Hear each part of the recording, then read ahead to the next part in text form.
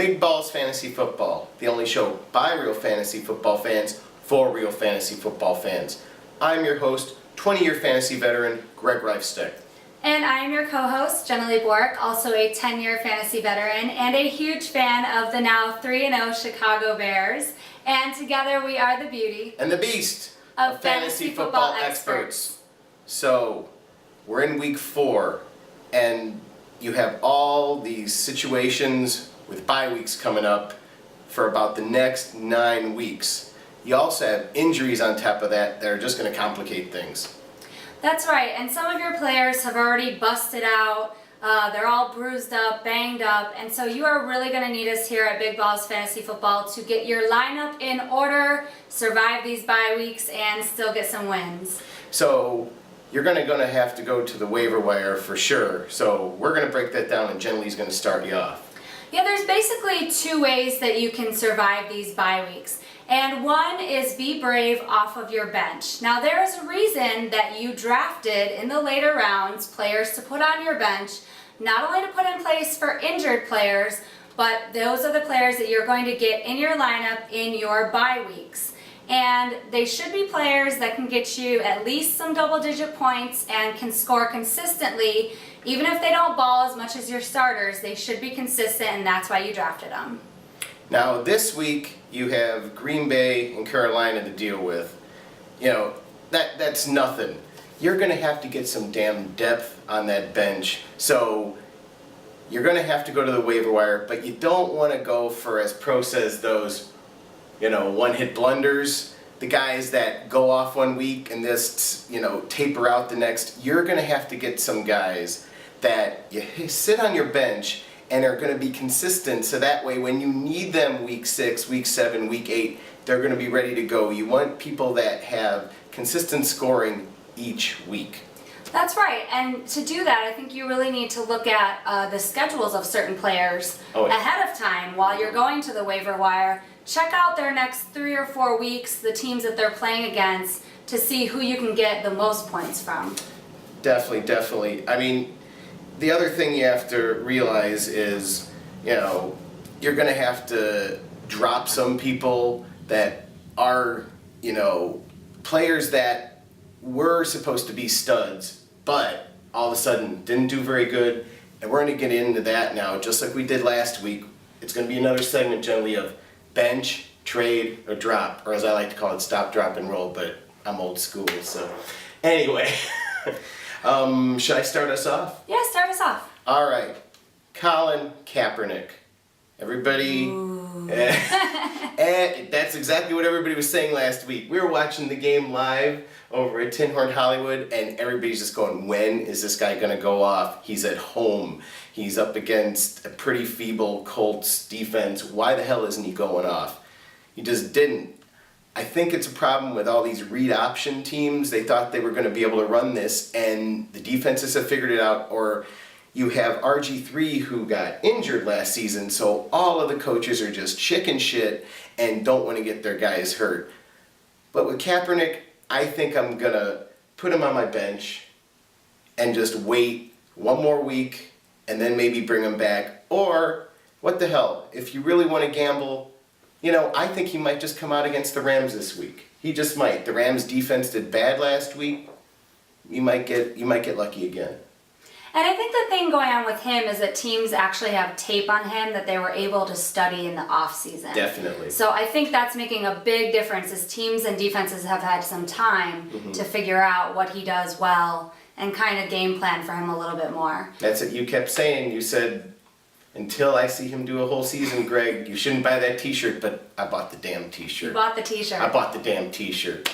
So, our next one is DWAYNE, and I will get into a little more detail about him later, but I personally have him on my team, and it's like what to do with him. He's only had 9 receptions for 90 yards so far, so he hasn't even gotten over 100 yards in 3 games total, and he only has 1 touchdown. Now, he's a player that personally I'm going to say you cannot bench just yet. And again, I will go into more detail about that in my Real Man segment. Third one in this segment is Eli Manning. Now, Everybody's been putting up with him. We all know the Giants have been doing just piss poor. They have no running game. So he has been able to get that passing game going, and the line on the Giants has just been disgusting. So he's been getting into situations where he's had to dump off the ball, and he's been throwing a ton of picks. So what do you do with him? Some people have actually dropped him in leagues. But he could be trade bait. That's what I think you should do. I think you should trade him because he still has value, and I think you're going to be able to get somebody good out of him. Because eventually, as you have told me, and as I agree, the Giants are going to figure out they're the Giants. They always start out slow. They were just starting out really slow this year. But they're going to win at least 8 games, 9 games. So what the hell? You know, trade him, let somebody else deal with the problem. You get somebody that's a little more consistent. Absolutely. So are we going to talk to them about our awesome Bears game, our third Bears win? Of course we're going to talk about the Bears game. What was the final score? It was 40-23. When is the last time the Bears have put up 40 points? I know. And I was actually worried because it was in Pittsburgh. You know, I'm like, Steel City. Every Steelers fan would walk up to me and go, "You're going to kick our ass. You're going to kick our ass." And I'm like, it's not guaranteed. And of course, we remember watching that game. We remember that third quarter, don't we? Yep, they were coming back in the third quarter. I mean, the whole first half, it just seemed to be like the Bears were clicking, and they started off fast, which typically doesn't happen. And then they did nothing in the third quarter, and the Steelers got back into it. Antonio Brown was one guy on the Steelers that was fantasy amazingly beastie golden. So. Yeah. I mean, Jay Cutler is he's still in that consistent mode for fantasy. I mean, he got about, I think it was like 157, 159 yards, you know, but he won the game for us. And Matt Forte went totally off. He got 87 yards and a touchdown. I wish he would have broke 100.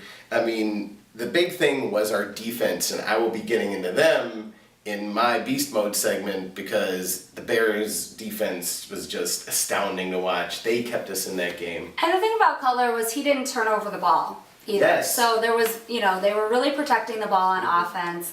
And Alshon Jeffrey finally got a few catches. I think he had at least 5 receptions. Yes. Most of them came in the first half. But they're getting him involved more a little bit too. So that is great for us Bears fans. Marshall did not do so great this week. It was one of his lowest scoring fantasy weeks that I've seen. I have him on my team too. But, you know, with that many weapons, it's going to happen. Just on a side note, I mean, a lot, not just the 3 that we were talking about, a lot of big players last week were pretty bad on fantasy, and a lot of your surefire teams that you thought were going to win, a lot of, you know, lower players of people got lucky off the waiver wire won. That's fantasy football, people. What is it besides picking the right players? It's luck. Well, and teams are still getting to know themselves. So, you know, some teams are still finding their identity. Right. Lots of new coaches. So it'll, you know, be interesting when we're like halfway in the season to really see what players are really beasting out. Definitely. So, speaking of beasting, let's get the real men first, though. Ladies always go first here on Big Balls Fantasy Football. Are you ready? I'm ready. Let's get to my real men. All right, real men, coming up. We know you're here on the Big Balls Fantasy Football YouTube page, probably watching us, but we also have a weekly podcast that goes for an hour every week where you can listen to us give you different picks than we give you on this show. Go to blogtalkradio.com/bigballsfootball. Listen to us every week. You can call in, look for the number on our Facebook page. That's facebook.com/bigballsfantasyfootball. We post a number every week. We tell you when to call. Call us with your questions. We'll have your answers on the show. And of course, don't forget to tweet us at BigBallsFBall. We want to hear you guys and get more questions from you guys. And you can find all of our social media on our main official website, bigballsfantasyfootball.com. Thanks for watching.